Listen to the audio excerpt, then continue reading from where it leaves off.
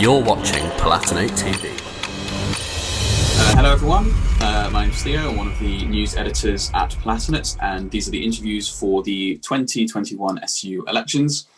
With me now is Declan Merrington, who is running for the postgrad academic role. Declan, if you'd like to introduce yourself.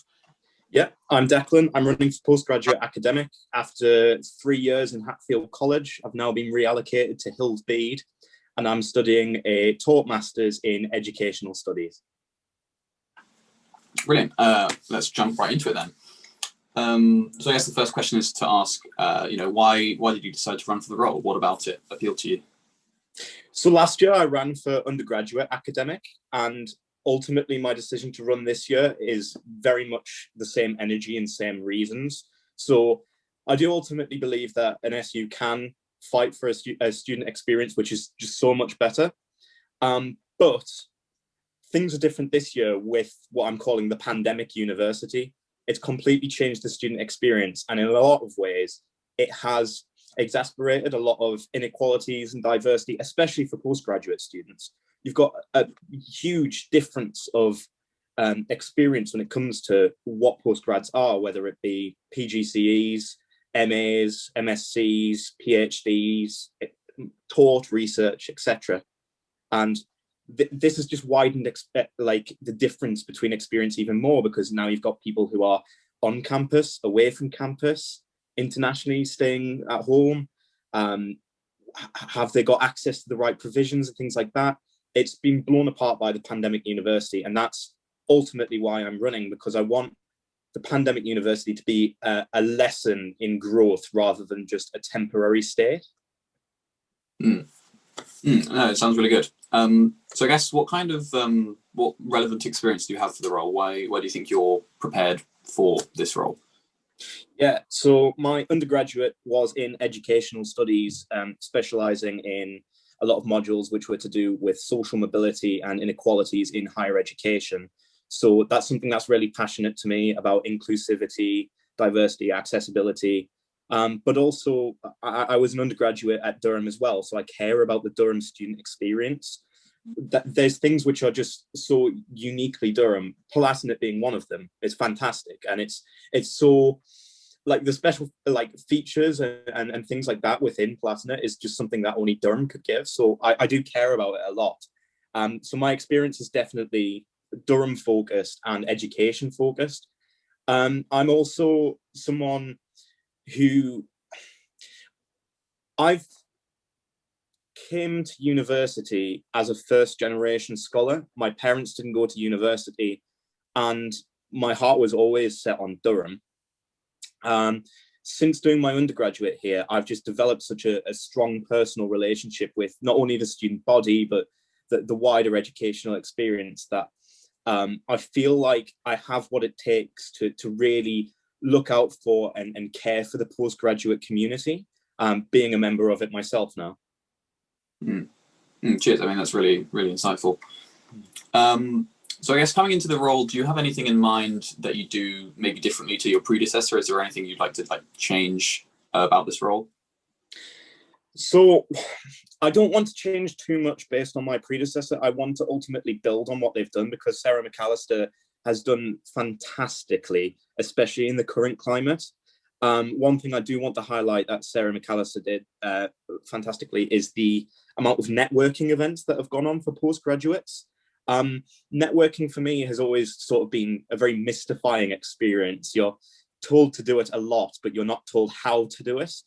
And again, Pandemic University has really shook that up.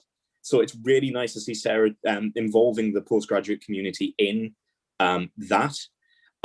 However, I feel, if I am to be super critical, and I can understand why this has been the case, there's been more of a focus of getting people into the postgraduate community rather than focusing on what the current postgraduate community needs. Now, I can understand that from the pandemic perspective, because most people aren't going to be thinking, do I need to go into postgraduate education? So that does need to be highlighted, and Sarah did fantastically.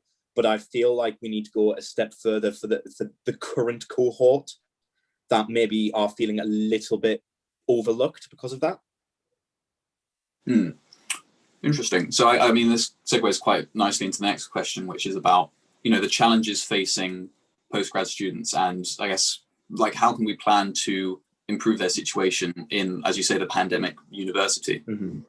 So, as I've said, pandemic university has widened divides in student experience. Postgraduates are already quite overlooked.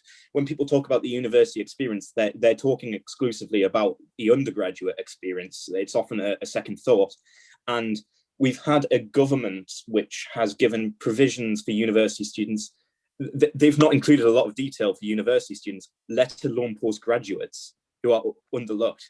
I want to build upon the work of my predecessor to better integrate PGs into the Durham student experience by encouraging a wider participation from postgraduates in groups that embody the Durham student experience. So whether that be writing for Palatinate or volunteering with Duck, and really forming a special relationship during their time within the university.